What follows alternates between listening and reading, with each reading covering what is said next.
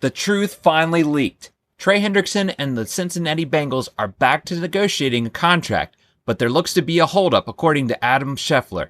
We're going to discuss what that report came out concerning this ongoing talks as we see the saga grows in this off season. Welcome to the jungle. This is Isaac Coffman with Bengals Digest. Happy to see you. And if you want to be up to date on all the Bengals news, the breaking news as they come out, smash that subscribe button right now to be a part of the community. We want to hear from you guys, and we are growing. We are on our way to 2,000 subscribers. We appreciate you so much for subscribing and being in on this very eventful off season. So a recent report came from Adam Schefter. He was on the Pat McAfee show, and he interestingly said something about the Bengals and the Hendrickson's deal that has been all over the news. It's something that, as a Bengals fan, I think the frustration continues to grow. That's all we're hearing about in the headlines. And it's not more exciting things. Training camp is right around the corner. What is Joe Burrow and Jamar Chase, their chemistry? Is it growing? Among other players on the offense, we're really excited about the offense. It looks to be tops in the leagues, but unfortunately, this is the kind of news we're dealing with. The recent report from Adam Schefter is the Bengals prefer a one-year deal with Trey Hendrickson. That's not good news. I'm just going to go out and say it's something I was hoping not to hear, because if the Bengals are going to get a contract negotiated with Hendrickson, they're going to have to extend him. They can't just do a one-year deal. The thing is that some are taking the side of the Bengals because, yes, Trey Hendrickson is under contract. He is under contract to play this year. He wants to be paid more. Well, how do you adjust that accordingly instead of going back and restructuring the contract? Well, you can extend him. You can average out those years, put in the bonuses, signing bonuses, incentives, things like that to get to what they have not been in agreement on salary-wise. But if you're doing a one-year deal, you're making this so much more difficult than it needs to be. Here is what Adam Schefter had to say on the Pat McAfee show. He said, "They're not any further along. I think that the Bengals would like a low deal, like 1 year." So right there, that's what he had to say.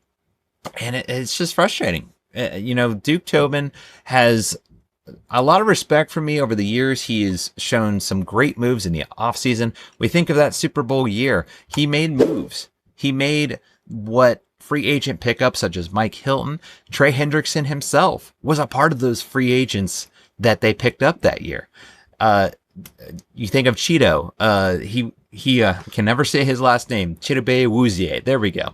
That was such a great free agency class. Duke Tobin has shown that he can manage the salary cap and bring in talent.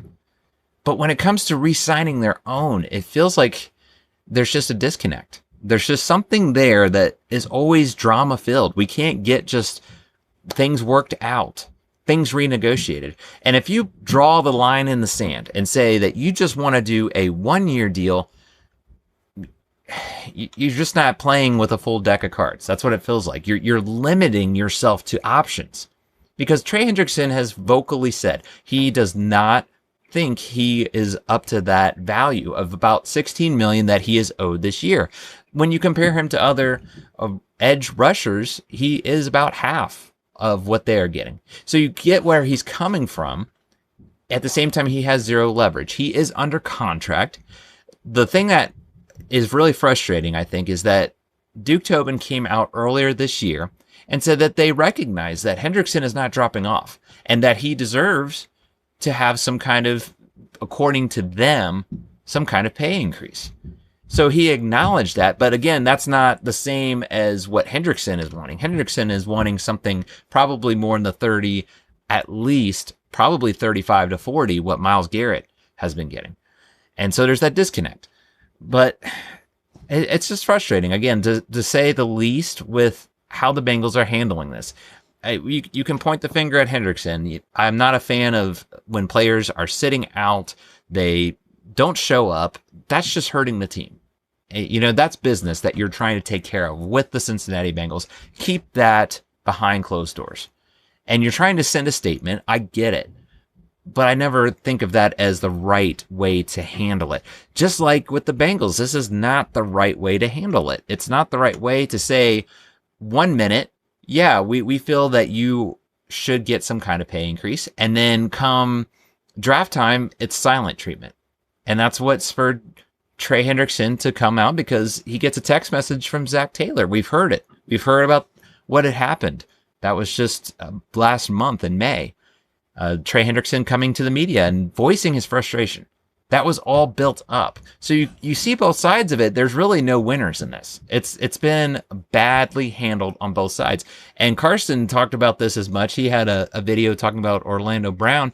Go check that video out as well. Carson did a good job covering that. But that's what he also mentioned too. Nobody has been doing a good job handling these contracts. It's been a frustrating experience. I've mentioned it before. The fans are stuck in the middle. You understand Hendrickson feels he's more valuable. He brings a lot more to, what his contract currently this year, but he is under contract. So you see both sides of it.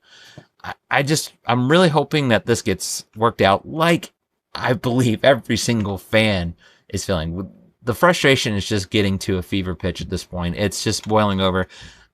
One thing I will say is I feel like they got to have Hendrickson. I've heard some fans say, just get rid of Hendrickson. They don't need him. You need a guy like Hendrickson. I have confidence in the guys behind him. That's another video we talked about, who would be filling in if Hendrickson, Shamar Stewart were not to show up at training camp and beyond. I have confidence in those guys, but Hendrickson is that guy that's going to get you to the playoffs. He really is. I mean, it goes to show what kind of a player he is. I have shared this stat before, but I'll share it again. It was from Next Gen Stats. He is top pressure rate. That's what we want to look at. Everybody wants to hound on sacks. That's what Shamar Stewart kind of gets a bad rap for. He only had about 4 sacks in college, but his pressure rate was up. Look at Trey Hendrickson. He is tops in quarterback pressures. That is what the key is with your edge rushers. Sure, sacks are amazing. Let's just get that out. Like, if you can get a sack, you take it. But if it is 3rd and long, 4th and long, and it's the last play of the game, as long as you disrupt the play, the quarterback throws it and it goes incomplete, because you have Trey Hendrickson in your face. You have another guy that has that pressure rate. That is what matters. That's Next Gen Stats, if you want to get down to it. That is truly what matters. And Trey Hendrickson right here, he shows that he's got it. So I just, the frustration level, I feel all the fans, the fans themselves. It's just like we're kind of looking at each other, shrugging, like what is going to happen with all this? And to hear that report, it's kind of disheartening, because we're hearing Trey Hendrickson and the Bengals have resumed talks. That's huge. Going back to, they stopped talking back before the draft started. That's not good. But now you hear reports of they only want a 1 year. It's just not going to work. It's just simply not going to work. So Zach Taylor, he's got a lot of talent, but at the same time, it's almost like he's got one hand tied behind his back.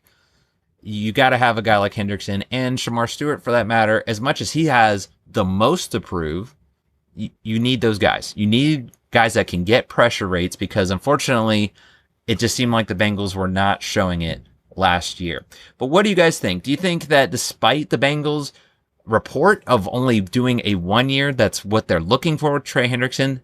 Does it look like they're going to get things worked out soon? Do you think this is going to be dragged into training camp? I really hope not. I hope that the Bengals come back, get this worked out so we can settle in and focus on training camp, focus on what is going to go on the field, not off of it. Comment below what you think. And again, if you have not, smash that subscribe button so you'll be all up to date as our new videos drop. That's going to do it for now, guys. As we say, Houday.